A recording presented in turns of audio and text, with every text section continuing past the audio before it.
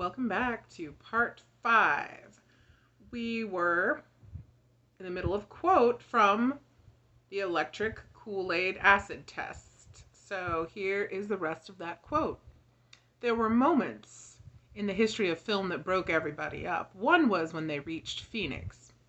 This was during the 1964 election excitement, and they were in Barry Goldwater's hometown, so they put a streamer on the bus reading, "A vote for Barry is a vote for fun." And they put American flags up on the bus, and Cassidy drove the bus backward down the main drag of Phoenix, while Hagen recorded it on film, and the flags flew backward in the wind stream. The citizens were suitably startled, outraged, delighted, nonplussed, and would wheel around and start, or else try to keep their cool by siding glances like they weren't going to be impressed by any weird shit.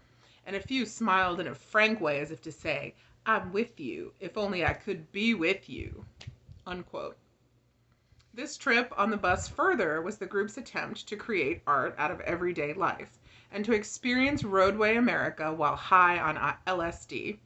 In an interview after arriving in New York, Kesey is quoted as saying, "The sense of communication in this country has damn near atrophied, but we found as we went along it got easier to make contact with people. If people could just understand, it is possible to be different without being a threat." The pranksters were enthusiastic users of marijuana, amphetamines, and LSD, and in the process of their journey are said to have turned on many people by introducing them to these drugs. The psychedelically painted bus's stated destination further was the merry pranksters' goal, a destination that could be reached only through the expansion of one's own perception of reality.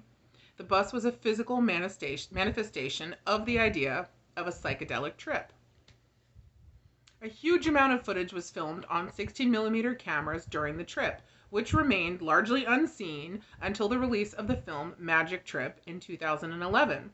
I have yet to see this film, but please comment if you've seen it and let me know what you think. During this time, they met many of the guiding lights of the mid-1960s cultural movement and presaged what are commonly thought of as hippies with odd behavior, tie-dyed and red, white, and blue clothing, and renunciation of normal society, which they dubbed the establishment. Kesey was arrested in La Honda, California for possession of marijuana in 1965. In an attempt to mislead police, he faked suicide by having friends leave his truck on a cliffside road near Eureka, along with an elaborate suicide note written by the pranksters.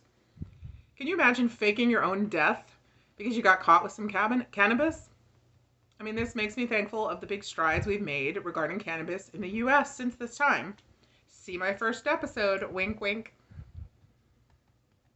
Kesey fled to Mexico in the back of a friend's car. He returned to the United States 8 months later.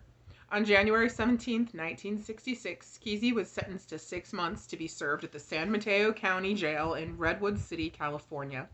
2 nights later, he was arrested again, this time with Carolyn Adams, Mountain Girl, while smoking marijuana on the rooftop of Stuart Brand's Telegraph Hill home in San Francisco.